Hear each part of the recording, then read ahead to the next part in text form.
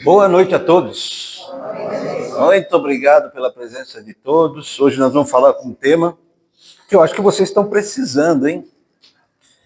Nada é por acaso. Eu tenho uma caixa lá com várias palestras, mais de 50 palestras. Aí eu puxei e saiu a mesma que eu fiz a última vez aqui, acho que no meio do ano.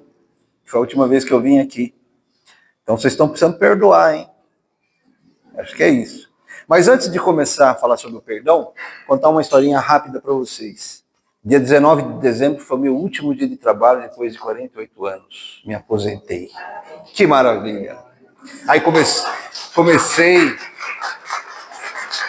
comecei uma vida sedentária maravilhosa, né? Final de ano, Natal, Ano Novo.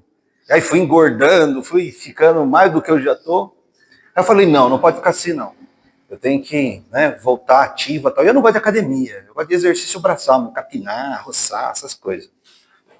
Aí eu falei, vou começar pelo jardim de casa. Dia 2 de janeiro, minha mulher saiu, eu fui roçar o jardim. Estava feliz da vida, ai que bom, vou ter a minha atividade normal, essa vida de sedentária e tal. Aí fui subindo uma escada. Aí tinha cortado uma primavera, sobrou 3 galinhos em cima. Assim. Tem escada, tinha chovido, o gramado estava molhado, subi na escada. Aí o anjo da guarda falou, você não vai amarrar a escada? Falei, não, é só cortar os 2 galinhos. Tomei um tombo, caí de costa num degrau e quebrei o braço. Separou o osso. A hora que eu caí, a primeira coisa foi agradecer a Deus por não ter batido a cabeça, ter batido o braço. E aí eu pensei, nada é por acaso, eu sou espírita. Por que isso, né? E eu fiquei pensando. Mas enfim, aí fiz uma cirurgia, coloquei um titânio, o médico é bom, a costureira que eu não achei muito boa, sabe? Costureira parece que, não sei como é que vai ficar isso aqui. Mas aí as pessoas, meus amigos, falam assim, nossa, você quebrou o braço acho que faz 10 dias, mais ou menos, que eu quebrei o braço. Eu fiz a cirurgia, estou com todos os movimentos, beleza? Porque isso aqui cura. Os médicos me auxiliaram, me deram os remédios. Deus me deu a possibilidade de continuar. Mas isso aqui é importante. Então, mais do que minha palestra, eu quero que vocês foquem nisso. A cabeça de vocês, o maior antídoto está no cérebro de vocês. É o órgão receptor que leva até o órgão transformador que transforma a vida de vocês. Os médicos curam o físico, mas existe algo além do físico. Mas vamos para a nossa palestra, né? Remédio perdão, a ser ministrado a todos nós, seres encarnados. O Espiritismo ressalta a importância de perguntarmos constantemente quem eu sou, de onde eu vim, o que estou fazendo aqui, para onde eu devo ir, né? Essas perguntas têm que ser sempre feitas. Mas para falar desse tema do perdão, primeiro a gente faz a primeira observação. A impressão que a gente tem é que existem times, né? Existem grupos. As pessoas que nascem ruins, nascem más, vivenciam sempre o mal. Não é? E tem um outro grupo paralelo, de pessoas que já nascem bondosas. Opa, soltaram os passarinhos. E pessoas bondosas, né, que fazem só o bem, praticam apenas o bem. Como se a humanidade, então, estivesse dividida e que cada um já estivesse devidamente escalado a integrar uma dessas seleções. A impressão é que existem 2 lados, 2 times, os integrantes do mal e os integrantes do bem. Mas, na verdade, não é nada disso. Todos nós, lá no início nosso espiritual, todos nós, sem exceção, nascemos todos espíritos ignorantes. E a gente vem evoluindo. Durante a nossa caminhada, nós vamos nos desenvolvendo, nós vamos nos transformando, porque sem perceber, estamos sendo construídos. Com a ajuda de Deus, e nós mesmos nos construímos. Nós somos responsáveis pela nossa construção. Essa construção é uma caminhada que é infinita. Ela é infinita. O corpo morre, mas o espírito continua. Voltamos ao corpo se for necessário. E assim a vida prossegue. A caminhada, então, essa expressão sugere que existe um caminho. Então, preocupe-se em escolher bem esse caminho. Porque você detém o livre-arbítrio. Cada um de vocês tem o livre-arbítrio. E a escolha deve ser sempre a melhor. A gente tem que estar envolvido na lei do progresso, que é uma das mãos de Deus. A segunda observação que nós temos que fazer é que sempre nós estamos clamando por justiça, né? A gente se dirige a Deus para clamar por justiça. Mas tem padrões de justiça, a depender da situação que a gente se encontre. Quando eu sou o autor da ofensa, quando eu sou o ofensor, quando eu vou agredir alguém, ou seja, se eu que vou pedir que me perdoem, então eu imploro ao Deus do Novo Testamento, aquele Deus do amor, de Jesus, o ser repleto de bondade, compreensão, luz e compaixão, né? Porque fui eu que errei. Então eu quero um Deus maravilhoso, né? Que vá me perdoar. Que ama e que perdoa. Então esse é o senso de justiça que eu tenho quando eu sou o infrator, né? Se a ofensa é dirigida a mim, ou seja, eu é que sou o ofendido, eu sou a vítima, eu que recebo a ofensa, então eu já dirijo ao outro Deus, né? O Deus do Velho Testamento, aquele Deus autoritário, bravo, enérgico, tirano, irritado, o bastante para esmagar o meu inimigo. É normalmente isso que faz, né? Faz um mal para um filho nosso, né? A primeira coisa que ele faz, vou te matar, quero que você morra na cadeia, quero que você tudo errado para você. Não é isso que a gente pensa? Então tudo a justiça, o senso de justiça, ele depende da situação que a gente está. Mas para compreender o tema de hoje, o perdão, é preciso fazer uma pequena viagem. A primeira delas, que a doutrina espírita bem nos ensina, que tudo se restringe então a 2 mandamentos: amar a Deus sobre todas as coisas. E é bom a gente lembrar, esse Deus exige de nós o exercício do perdão. Ele exige de nós, para que ele possa também nos perdoar. O segundo mandamento é amar ao próximo como a ti mesmo. Fazendo ao próximo, então, o que você queria que fizessem contigo e de não fazer o que não queria que fizessem contigo.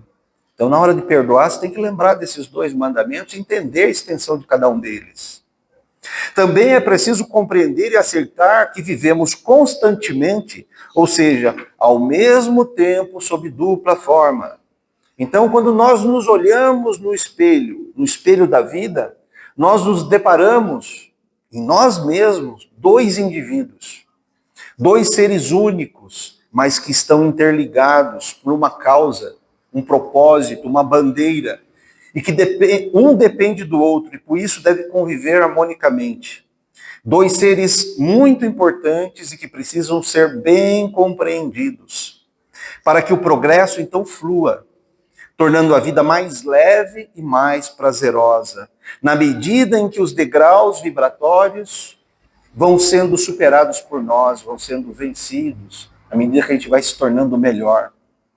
Vivemos, portanto, sob a forma espiritual, que é a principal de todas, é a verdadeira, é a real, e também, ao mesmo tempo, sob a forma material, que é chamada matrix, né, temporária. Devendo ambas serem bem cuidadas, devemos cuidar do espírito e devemos cuidar do corpo também, porque é o corpo neste plano que permite que a gente desempenhe a função espiritual, que nós vemos aqui. Embora apenas a espiritual vá sobreviver eternamente. Nós precisamos ter consciência disso. Nós não morremos. O nosso filho não morre, o nosso pai não morre. Quem morre é o corpo físico. Ele pode estar a todo instante ao seu lado. Como agora.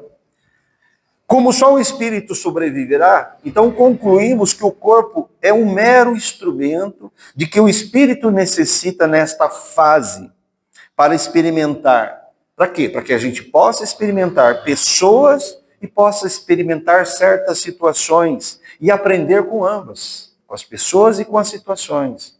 Por isso que nós temos a lei da atração, nós atraímos pessoas e situações necessárias. Quando eu caí da escada, foi uma atração. Eu sei o porquê que eu caí da escada. Eu sei o porquê que eu fui alertado. Foi para me machucar? Não. Doeu? Doeu. Pouco doeu. Eu sofri? Nem 1 minuto. Então tudo ao seu redor é importante. O que te faz sorrir e o que te faz chorar. Sempre que você estiver numa situação muito ruim, entenda, por que eu estou passando por isso? Aí eu não tenho condições de saber ainda, procure auxílio. Se instrui principalmente no Evangelho, no Livro dos Espíritos. Ali é o manual da vida. Na casa do Pai existem várias moradas, mundos muito primitivos, densos e violentos, e outros mundos, né, outras moradas cada vez mais puros, leves e em paz. Na medida em que nós vamos nos desenvolvendo, nós vamos subindo esses degraus, chamados degraus vibracionais, porque nós somos pura energia, tanto na matéria tem energia, quanto no espírito tem energia, muito mais ainda. Tudo é energia, vamos experimentando cada vez mais a paz e a felicidade. Na medida em que a evolução prospera e se impera, cada indivíduo, ou seja, cada um de nós, passa a habitar uma morada compatível com o nosso nível vibratório.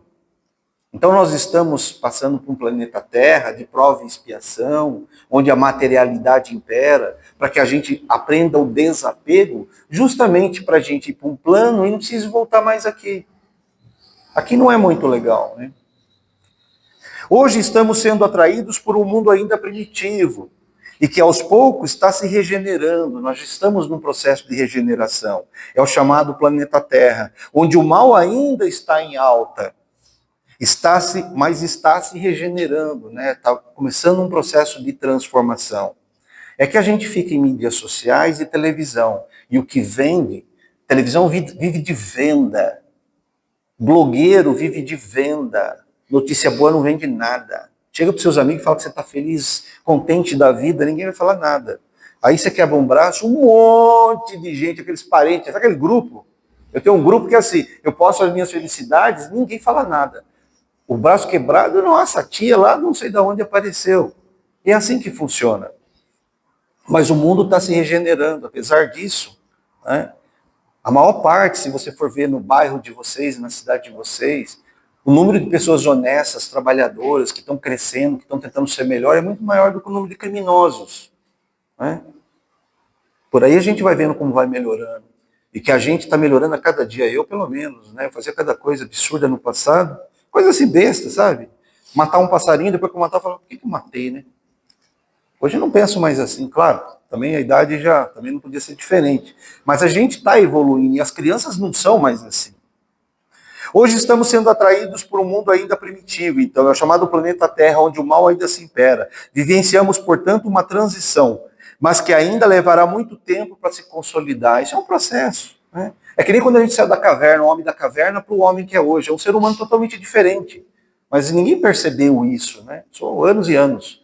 E o Livro dos Espíritos fala isso. A humanidade vai se modificar. O ser humano vai ser totalmente diferente. Mas a gente vai devagarzinho, a gente não vai ver essa mudança brusca.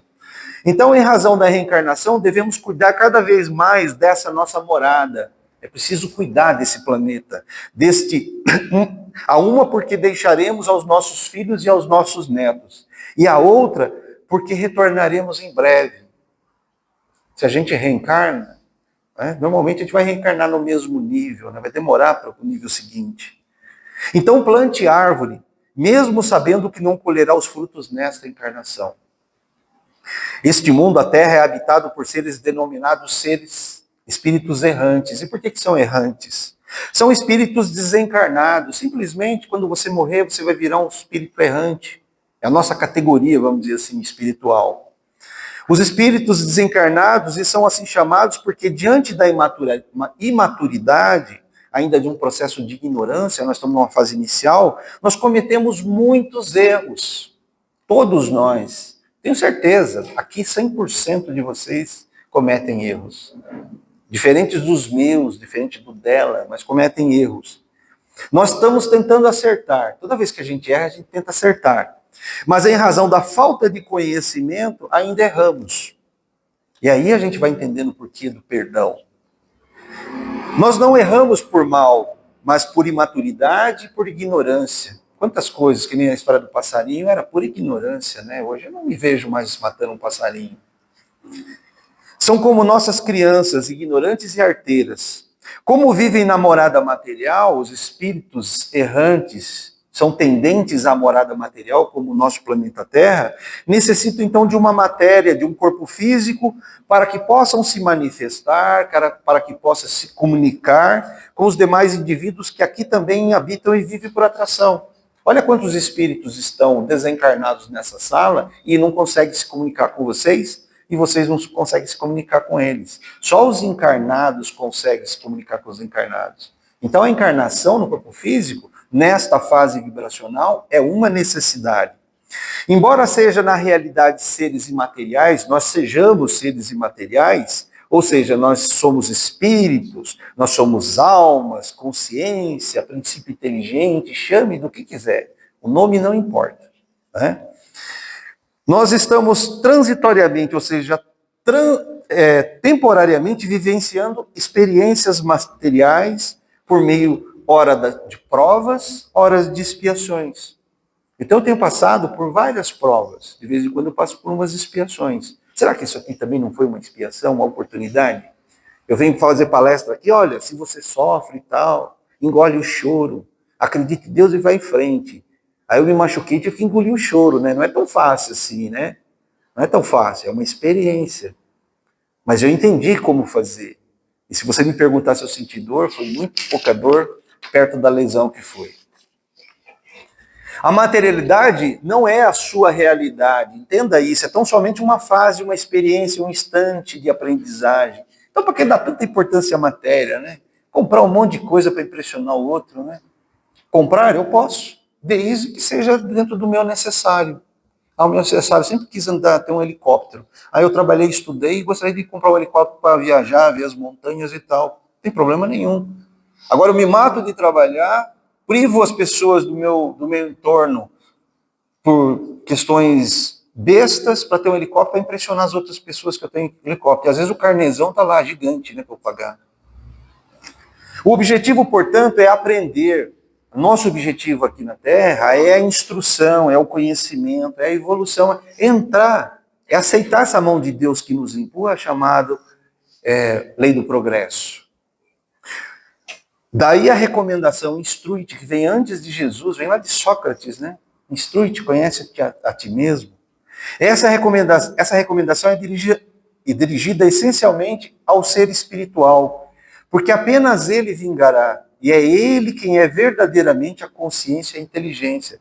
E quando você olhar no espelho, e você tiver a capacidade de enxergar os dois seres, o material e o espiritual, lembre-se, é só o espiritual que interessa. E o espiritual não vai levar nada de material.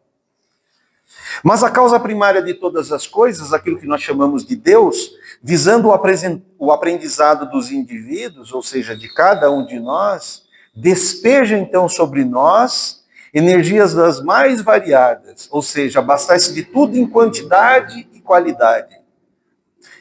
Nos expõe, portanto, diante do bem e do mal, e nos dá a oportunidade da escolha por meio do que chamamos livre-arbítrio. Portanto, o bem e também o mal, nesta fase do nosso aprendizado, né, como seres errantes, dependendo de um mundo ainda material, esse aprendizado é essencial. O bem e o mal são essenciais.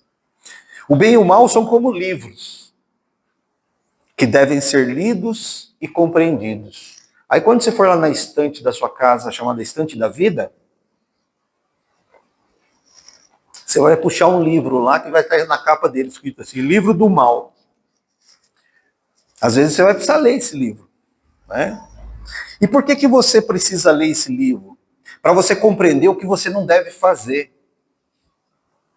E quando você for na estante do livro da vida e pegar o livro do bem, é o livro que você deve ler e compreender sobre o que você deve fazer. Só o conhecimento dos dois lados tornará isso possível. Porque o bem não poderia ser interpretado, nem absorvido, não fosse a existência do mal. Mais uma mão de Deus, lei das polaridades. Você só pode interpretar o claro se você conhecer o que foi o escuro.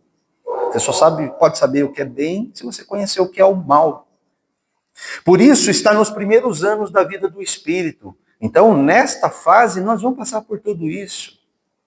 Por isso, está na Terra. Então, nesta fase, o bem e o mal são energias que são extremamente naturais.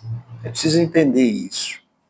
Mas como foi dito, este ser espiritual, que é individual, diante da sua imaturidade, tem tendência a cometer muitos erros. Em outras palavras, errar é humano. Todos nós erramos. Errar, antes de tudo, é natural.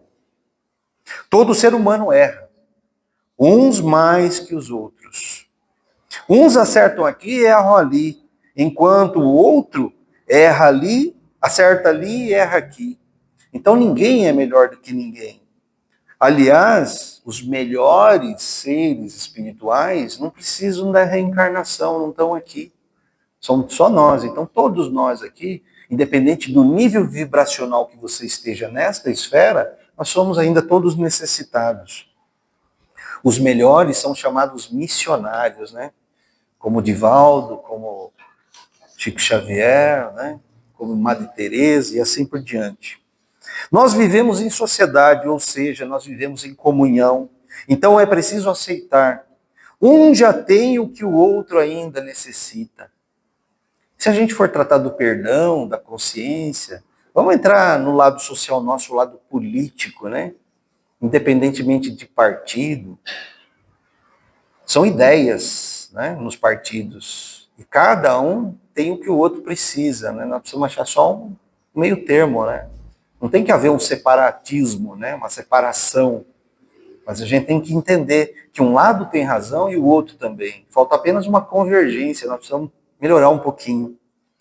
Daí ser indispensável a humildade. Só os humildes reconhecem isso. Ou seja, reconhecer que em todos nós há uma folha em branco, clamando por preenchimento, e que há pessoas ao nosso lado, muitas pessoas ao nosso lado, muitas das quais nós rotulamos como inimigas, mas que detêm esta capacidade, os inimigos detêm essa capacidade também, por isso que estão ao seu lado.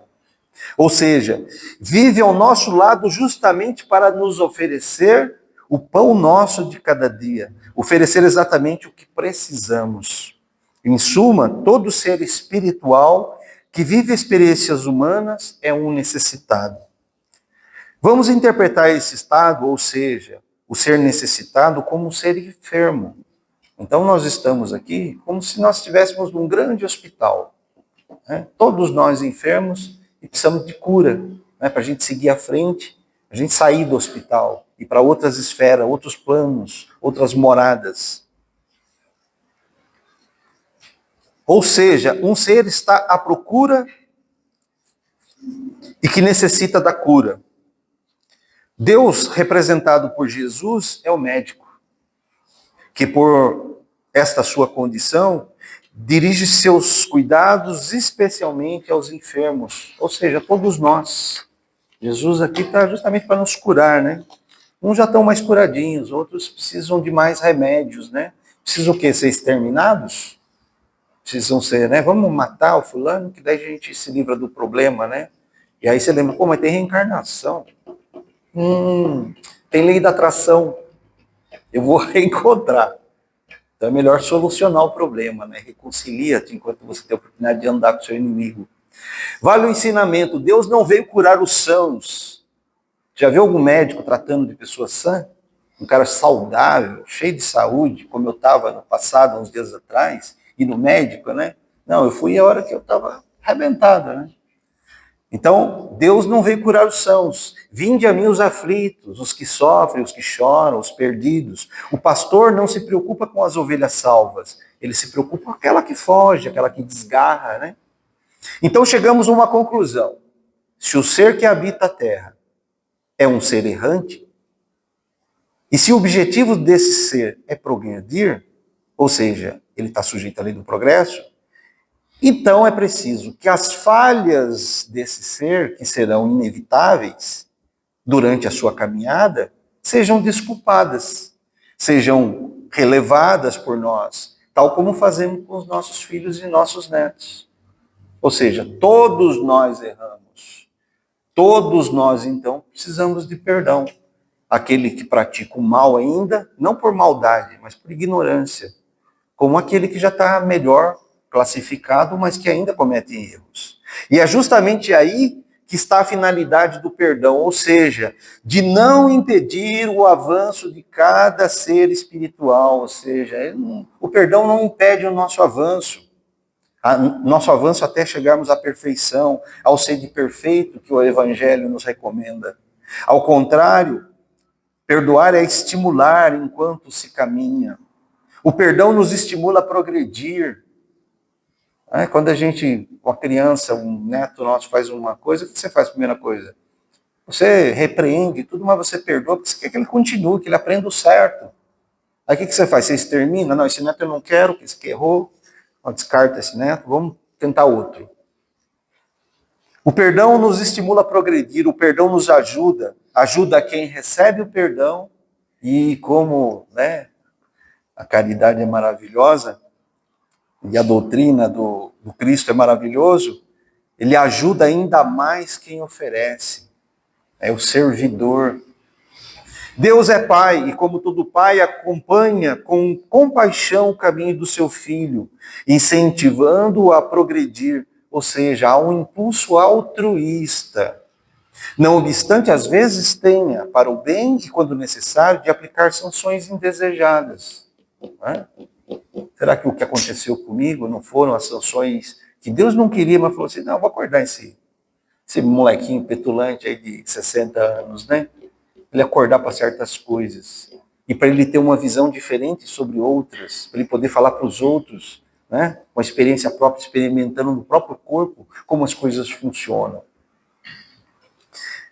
É que o perdão caminha pelo território da justiça e da compaixão. Durante esta vida na Terra, não compreendemos, ou mal compreendemos o perdão, e por isso não damos o devido valor a ele. E o perdão faz a gente seguir em paz. Todo mundo está aqui atrás da paz, E você perdoar é a forma mais simples de você encontrar paz. Assim, em vez de usufruirmos em abundância este remédio que Deus nos oferece, esse remédio santo, esse antídoto que traz saúde, preferimos, por imaturidade e ignorância, aguardar lixo em nossa alma. Eu não perdoo, eu nunca vou perdoar. Você dá o veneno, toma o veneno para matar o outro. Preferimos guardar mágoa, preferimos sentir ofendidos com facilidade. Neste caso, o fardo deixa de ser leve. O Evangelho já diz, o fardo é leve, o jugo é leve.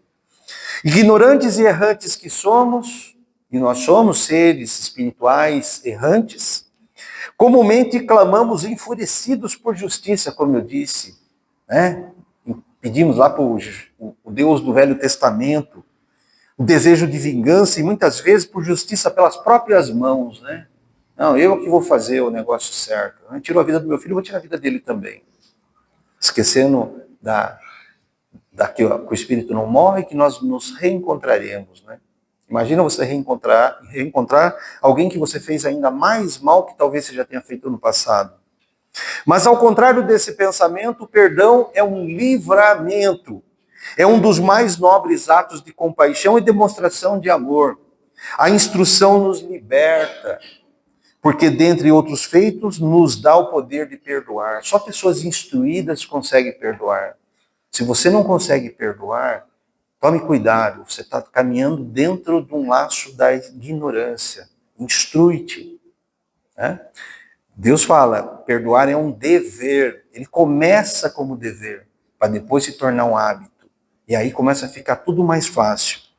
Ele tem um efeito interessante. Sendo um braço da caridade, o perdão beneficia com mais intensidade, como eu disse, com mais profundidade, quem o dá, quem perdoa, quem serve, quem oferece. Porque quem é perdoado, aquele que magoou, aquele que infringiu, não se livra da culpa.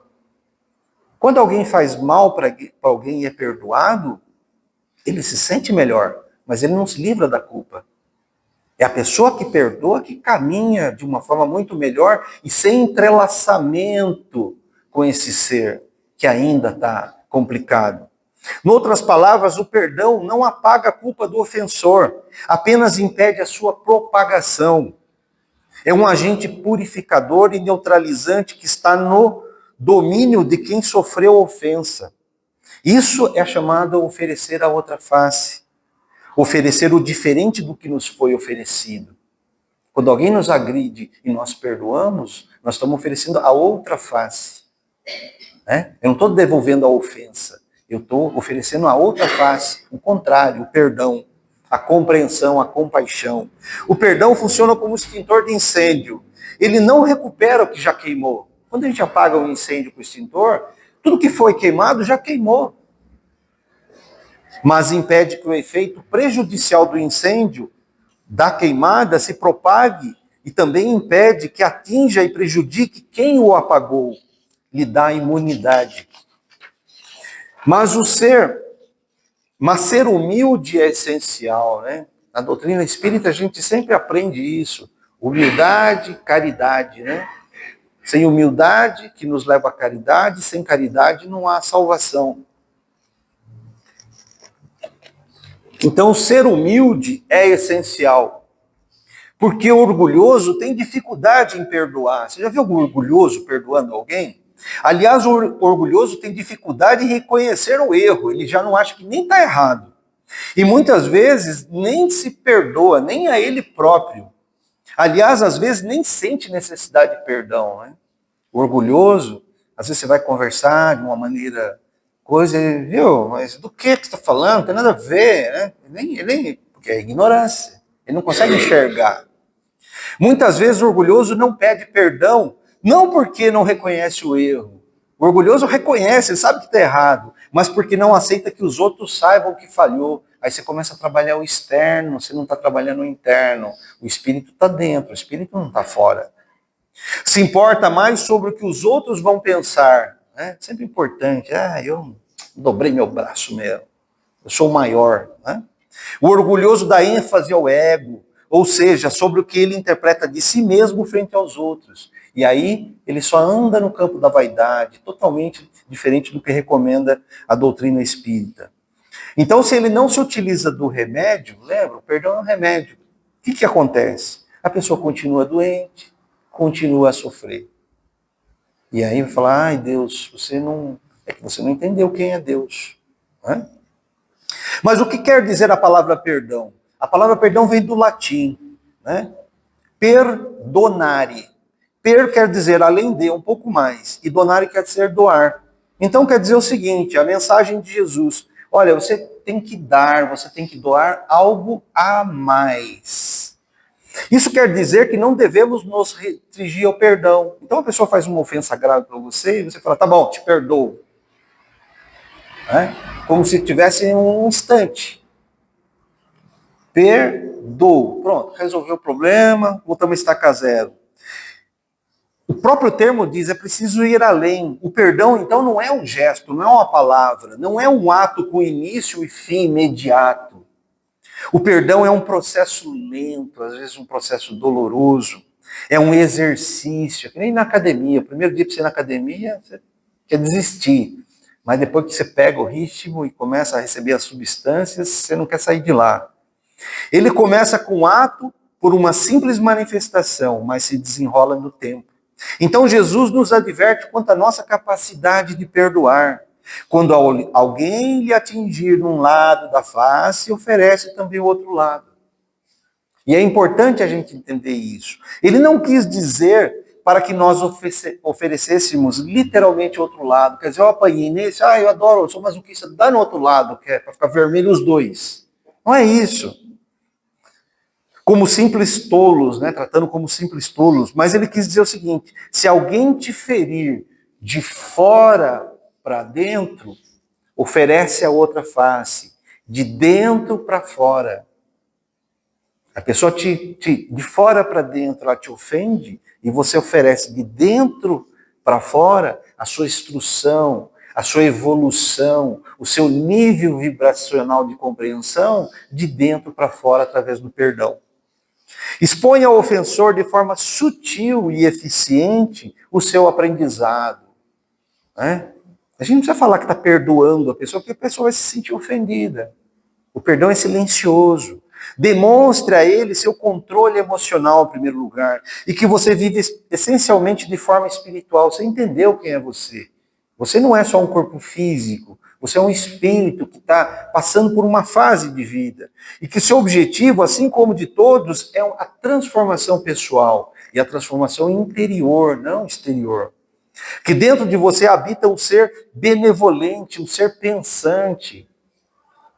Compreenda, coloque-se na situação daquele que te ofende e pense: será que se eu tivesse na situação daquela pessoa que me ofendeu, se eu tivesse naquele nível de aprendizado, né, se eu tivesse, em vez de ter nascido numa casa legal, com pai e mãe educados, eu tivesse nascido, colocado na rua, ou se meu pai abusasse de mim todos os dias, a minha mãe também, eu tivesse que sair para a rua, e porque eu fiquei perdido, que ninguém me ajudou, eu acabei caindo nas drogas e uma série de coisas.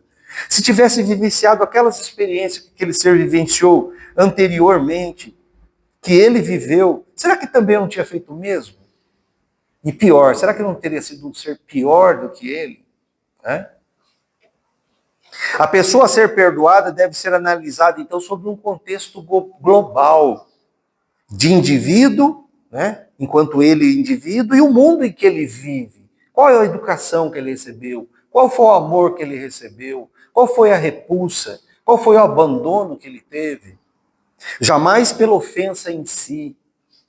Ninguém maltrata alguém por acaso. Isso já vem de anos e anos, de mágoas e mágoas, de rejeição, de outras coisas, de traumas, problemas psíquicos.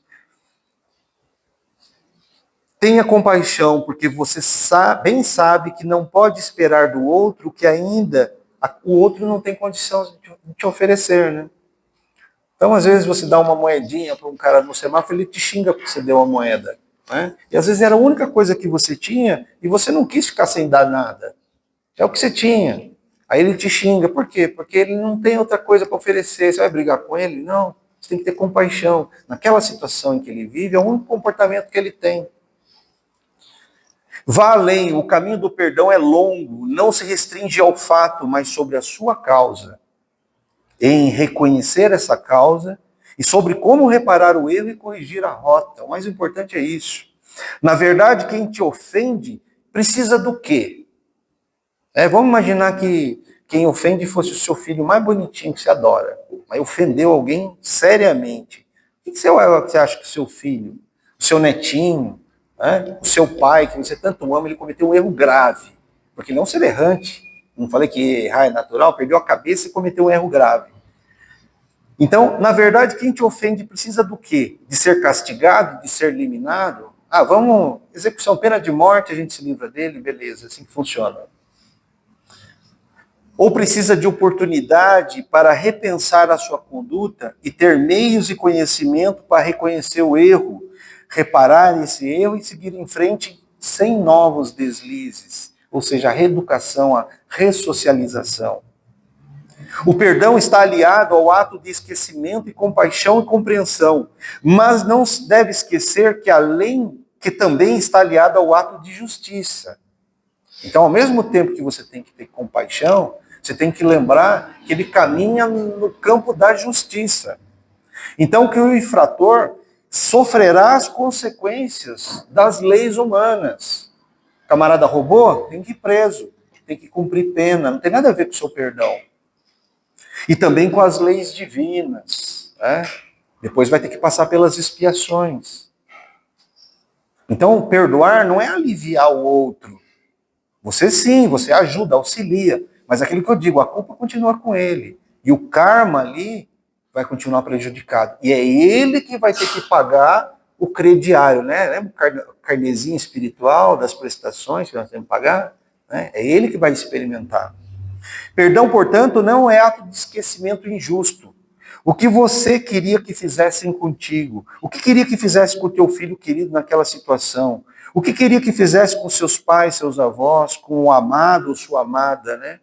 Então, quando a gente for julgar alguém, e a gente nunca deve fazer isso, a gente deve inverter, né? Colocar uma pessoa que você ama no lugar daquele. Porque todo mundo, como eu disse, erra. A gente perde a cabeça, faz umas bobagens, uma fraqueza que a gente tem que estar guardada. né? E o que você quer? Aí quando é meu filho, não, perdoa, não. Ô, senhor delegado, puxa vida, solta ele, né? Agora o da vizinha você quer que vá preso, que pague, que faça tudo, né? Percebe como o caminho do perdão é doar algo a mais, é ir além?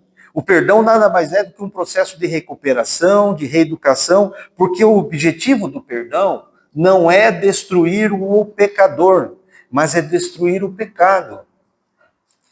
Quem se instrui sabe que o mal está com o ofensor e não com o ofendido. Sabe que a culpa vai aprisionar não só o ofensor, mas também aquele que nega o perdão. Vocês vão ficar amarrados, né? A quem concede o perdão é um antídoto, é um remédio, é um imunizante. Eu volto a enfatizar. O perdão é forma de praticar o amor, porque é braço da caridade. Muita gente quer ser amorosa, né? E não consegue perdoar. Muitos sabem a definição do amor, mas poucos o colocam verdadeiramente em prática.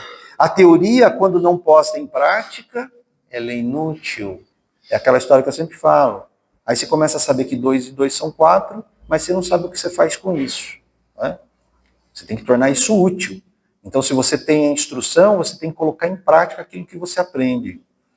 Então, se alguém te pedir, a gente vai lembrar isso no Evangelho, tem algumas recomendações. Se alguém te pedir para caminhar 1000 passos, caminha com ele outros 1000. Vai ser mais complicado, mas é a sua parte. Não se deve perdoar 7 vezes, mas 70 vezes 7. Se alguém lhe pedir a capa, entrega também a túnica. São deveres que, infelizmente, ainda não decorrem de atitudes espontâneas. Né? É difícil para a gente ainda, porque nós somos espíritos errantes e primitivos ainda. Ante a nossa má compreensão, ante a nossa imaturidade. Por isso é preciso ir além, diz Jesus. É preciso tolerância, compreensão, paciência, disciplina e instrução.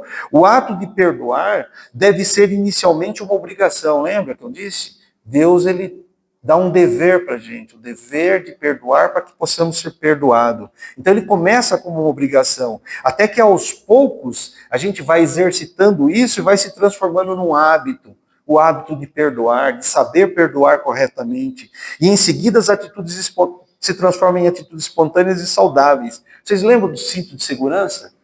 Ninguém usava cinto de segurança. Aí teve a obrigação, o dever, né? O Deus do Detran falou que tinha que usar cinto de segurança, senão dava uma multa, né? Aí começaram as expiações com as multas, né? Hoje todo mundo põe bonitinho cinto de segurança, né? E aí virou hábito. E aí o que deixou de ser dever virou hábito. Eu não consigo andar sem cinto de segurança. Parece que o carro está sem porta. É a impressão que dá. Parece que ele está pelado, né? Que nem sai sem roupa, parece que está pelado. Outra coisa também, dizer bom dia, né? Tem pessoas que são meio carrancudas, não conseguem falar bom dia, né? Toda questão de eu já fui assim também. Eu ficava pé da vida, eu era molecão, assim, bom dia. Eu falava, pô, acabei de acordar, nem bom dia, né? E aí virou hábito. Hoje eu faço com naturalidade. Perdoar é assim também. Ninguém perdoa de repente. O perdão é um exercício e o nosso espírito ainda não está habituado ao perdão. As pessoas que hoje perdoam sorrindo, ontem, pode ter certeza, que eles faziam com dor e eram obrigados a perdoar. O fato de não revidar já é o primeiro passo. Então, se você não revida, já, tá, bom caminho. O perdão nos liberta dos sentimentos de vingança e nos sentimentos de tristeza. Não perdoar é um vício, é egoísmo. Quer sofrer, então, e sentir dor? Continue não perdoando, simples assim. Lembra do livre-arbítrio? É seu. A ausência do perdão desencadeia doenças emocionais. Esse ponto é importante. Quando você não perdoa, você guarda em si doenças emocionais e doenças físicas. Vem depressão, vem dores musculares, vem hipertensão e até mesmo câncer, né? Aquilo acumulado. E aí eu trago uma analogia, né? Os semáforos nas nossas ruas, né? O trânsito funciona bonitinho quando o semáforo funciona, né? Quando ele para de funcionar, vira aglomera os carros, né? Causa o caos e a confusão. Então o perdão é como se fosse os semáforos. Durante a vida, nós cruzamos várias esquinas e nos deparamos com pessoas que têm pensamentos e atitudes bem diferentes dos nossos. Pessoas que seguem caminhos opostos, caminhos totalmente divergentes, né? E aí eu lembro o campo político também. Pessoas que pensam e fazem coisas bem diferentes. Nesta analogia, quando os semáforos estão funcionando, ora nós é que temos que dar uma paradinha, ora os outros param para que nós possamos seguir em frente. E aí nós prosseguimos sem colisões e danos. Assim funciona o perdão. Seguimos de forma tolerante e compreensiva. Nos colocamos no lugar do outro, lhe damos a oportunidade de também seguir em frente. Tudo de forma obrigada, né? Porque o semáforo vermelho gera multa, né? Mas depois você faz isso com hábito, você para com educação. Esse sentimento espelha a vontade de fazer ao outro o que desejamos que nos façam. As coisas, apesar de se manifestarem intensamente, aquele fluxo de veículos, né? Segue o seu caminho de forma harmônica. Portanto, tal como no exemplo do semáforo, a convivência saudável entre as diferenças será possível se houver compreensão e tolerância. Ao contrário, quando nós não perdoamos, é como se o semáforo se apagasse. E o que acontece quando o semáforo apaga? O semblante dos motoristas mudam, né? Começa aquele testa enruga, a intolerância, a impaciência, a arrogância, mão na buzina, violência, passam a imperar e o caos se torna inevitável. E aí a gente lembra do nosso corpo, né? Dos minúsculos mundos existentes em nós, né? Lá dentro tem moléculas, tem células, átomos, veias, artérias, tudo funcionando que nem o trânsito, né?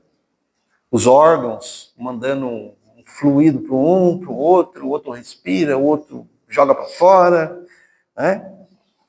E aí o que acontece? Então os minúsculos mundos existentes em nós se congestionam e o fluxo de energia da vida não flui na sua essência. Começa a entrar o caos e as doenças emocionais e físicas aparecem. O congestionamento gera tumores, né? Quando queima o semáforo, não começa a virar aquele bolo de carro, um querendo passar pela calçada, o outro pelo canteiro e tal. E aí começa a vir os tumores e você não sabe por quê. Sem Deus e sem Jesus no coração, nos apresentamos como feridas abertas a vírus. Ou seja, as ofensas, né? Por isso que é preciso ter amor no coração, Deus, e ter essa capacidade de perdoar. O perdão funciona como agente cicatrizante e é a dimensão da ofensa, ou seja, do vírus, que ditará o tempo de cicatrização. Por isso, quando a gente perdoa, leva tempo, e o tempo é diferente para cada tipo de ofensa, né? Você perdoar uma pessoa que matou um filho seu, ou que estuprou uma pessoa querida sua, vai levar tempo, é natural. Mas é preciso vencer isso, se você quer atingir o degrau seguinte da evolução, né, do espírito. O perdão deve ser concedido sempre no silêncio. Não é ficar falando para a pessoa que perdoa, né? Isso é ar de arrogância. O perdão é sempre no silêncio de sua alma e de forma incondicional. É sem condição, é simplesmente ato de perdoar, de servir. Aliás, não se deve esperar hoje exigir aceitação. Você corre o risco de escutar perdão? Perdão do quê, amigo? É isso que a gente escuta. Escuta justamente para a gente aprender. Por isso tudo, perdão existe persistência e é a mais complexa lição do Evangelho. Não perdoar é como tomar veneno pretendendo matar o outro. O perdão é a forma mais eficaz de se livrar do inimigo. Ao contrário, é a oportunidade de reconciliação, de uma vida melhor. Aproveite enquanto caminha com os seus inimigos. Você os atrai para novas experiências. Pensem nisso, que assim seja. Espero ter sido útil para vocês. Não por acaso eu vim fazer 2 vezes a palestra sobre o perdão. Então, provavelmente, alguém que está necessitado de perdoar e de perdoar-se. Lembra? Somos espíritos errantes, errar é natural. Ah, então é natural, eu vou errar, tá tudo bem? Não, eu vou me esforçar para isso não fazer. Como obrigação, até que se torne um hábito. Muito obrigado e boa noite para vocês. Nunca se esqueçam, ó, aqui que está o remédio verdadeiro, tá? Os médicos cuidam do corpo físico, eles nos auxiliam. Mas é aqui que a coisa flui de verdade. Muito obrigado, boa noite.